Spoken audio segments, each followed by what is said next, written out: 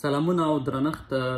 یو شمېر دوستان خوشبختانه د امریکا په ډوي لاټرۍ کې کامیاب شوي دي او د دوی مسلسل پیغامونو چې له دې وروسته زموږ پروسیجر څه ډول دی او موږ څه ډول وکړو، نو ما غوښتل له تاسو سره یو څو مهمې خبرې شریکې کړم چې باید تاسې د انتخابېدو وروسته چې دی دا باید تاسې طی کړئ. نو هر کله چې تاسې په دغه ډوي لاټرۍ پروسه کې کامیاب شئ، نو تاسو ته یو ورقه درکول کېږي چې هغې کې ستاسې د بریا مبارکي او هلته ستاسې معلومات لیکل شوي وي. کله چې مو دغه ورقه ترلاسه کړله نو DS 260 یو فارم دی چې هغه به تاسې ډکوئ. هغې کې تاسو څخه یو شمېر معلومات اخلي چې هغه ډېر زیات دقیق ډول باندې باید ډک شي. هغې کې ستاسې د انټرویو ځای او مهالویش ټاکل کېږي چې تاسې کوم ځای کې باید انټرویو ورکړئ او کوم هېواد کې ورکړئ. نو تر ټولو مخکې باید تاسې همدغه فارم ډک کړئ. نو زیاتره دوستان به وي چې څه ډول موږ دغه فارم ته لاسرسی پیدا کړو. نو ګرانو دوستانو، په جلال آباد مې اسلم پلازا او په کابل ګلبهار سنټر کې یو شمېر کسان دي چې دغه پروسیجر مخته وړي او تاسې ته دغه فارم ډکوي. که چېرته تاسې خپله د دې وړتیا لرئ چې دغه فارم ډک کړئ، نو ښه خبره ده، خپله ډک کړئ. که خپله یې بیا نشئ ډکولی، نو په یو داسې چا باندې دغه پروسه مخته یوسئ چې دغه پروسه یې مخکې طی کړې وي او فورمونه یې ډک کړي وي. نو هر کله چې تاسې دغه فارم ډک کړو، تاسو ته چې دی د امریکې د سفارت لخوا د انټرویو ایمیل کېږي چې په پلانکي تاریخ به ستاسې انټرویو وي.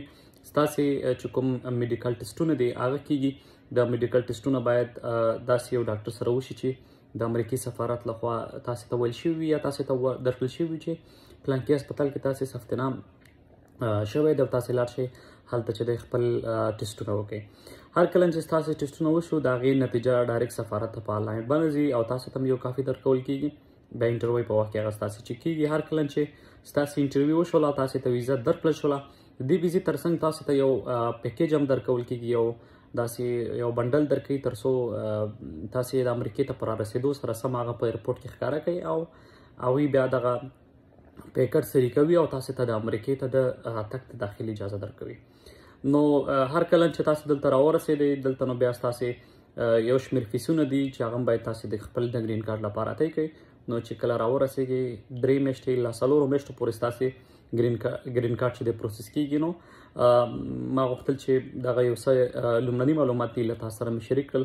په دې برخه کې زه ډېر ایکسپیرینس نه لرم، خو بیا هم زما د مطالعې په اساس او هغه دوستانو څخه په مشورو چې دلته په دغه پروسه کې امریکې ته راغلي دي، هغې د خولې معلوماتو ما له تاسې سره نشر کړل. نو تاسې ټولو ته ښه بخت غواړم. راتلونکي کې چېرته تاسې کوم سوال لرئ نو کولی شئ مونږ ته کمنټ کړئ، مونږ ته میسج کړئ. انشاءالله موږ به له خپلو ملګرو دوستانو سره په مشورې ستاسې ته یو ښه حل لاره درکوو. نو تاسې ټولو ته ښه وخت. که سږ په دغه لاټرۍ کې تاسې نه یې کامیاب شوي، نو انشاءالله راتلونکي کال ته بیا ځلې موږ تاسې ته تېر کلونو په څېر یو ځل بیا په یوټیوب باندې ویډیو اچو چې څه ډول ورته اپلای وکړئ. نو ضرور ورته بیا اپلای وکړئ تر څو پکې کامیاب شئ. بیا هم هغو دوستانو ته د مبارک وي چې په دغه پروسه کې کامیاب شوي دي. ټولو ته ښه وخت.